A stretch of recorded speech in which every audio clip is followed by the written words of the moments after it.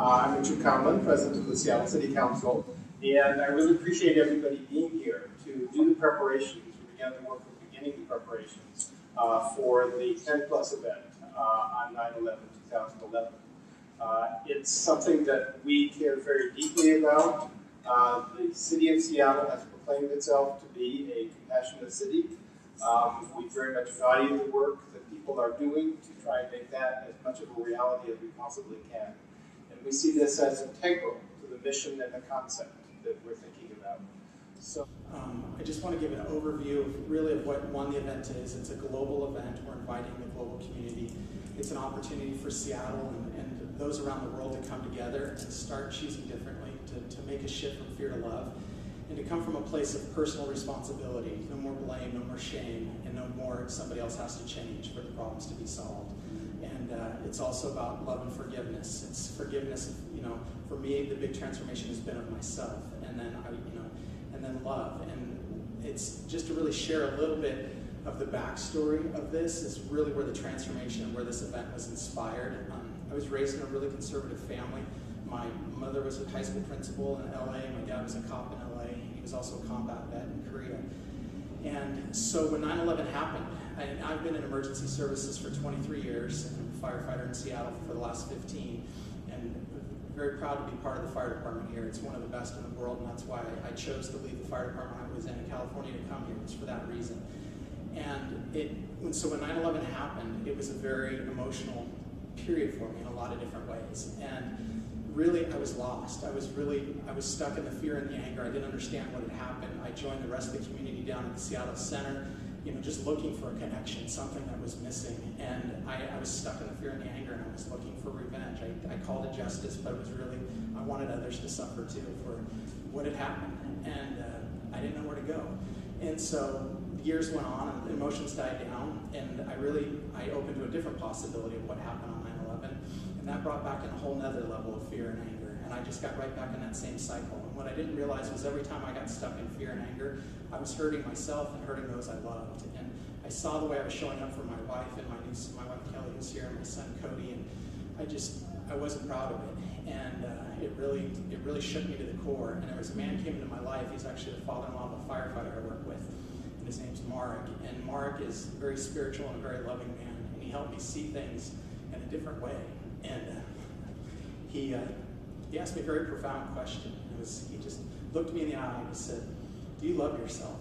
And the way he asked it and the way I felt when he asked it spoke volumes, because I didn't know how to answer it. And I stumbled and I was looking for words. And it made it very clear that I didn't. And he's helped me over the last 8 months learn how to really forgive myself and love myself in a different way. And that's what this event's about.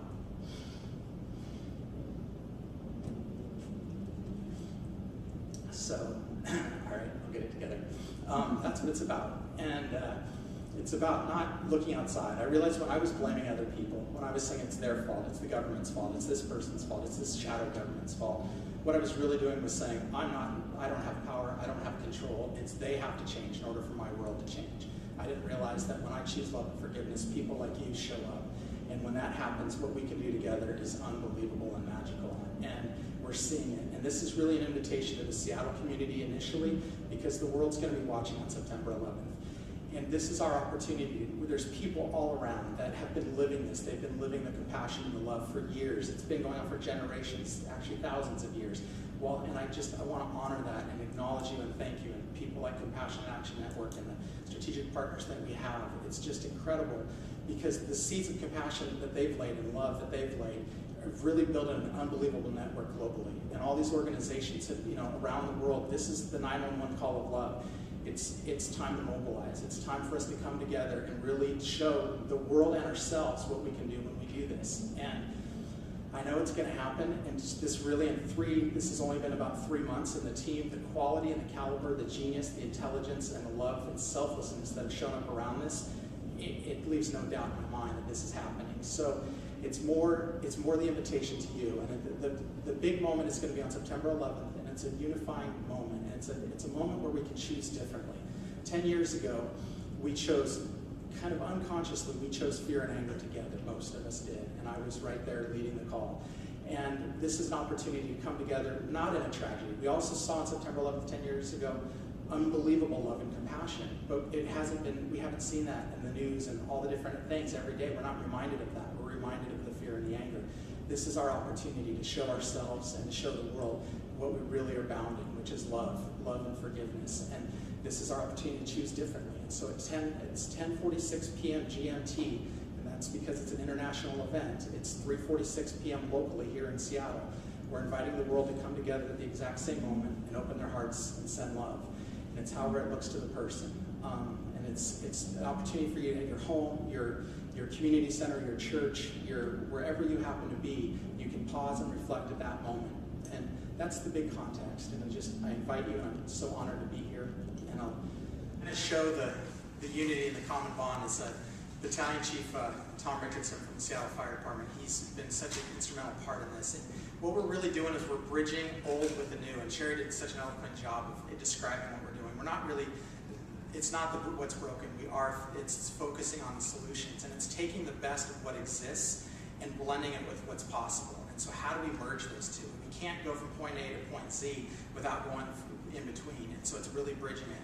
And Tom Richardson brings an amazing amount of experience and wisdom with systems that work as far as command systems and structure systems. He was at September 11th as one of the commanders there. He was there when it happened. He's also been part of some of the major events in our country and also planning with the Olympics. So his experience and wisdom is just, it's deeply needed in this, and it's such an honor to be working with him on this. So this is Tom Richardson, Battalion Chief of the Seattle Fire.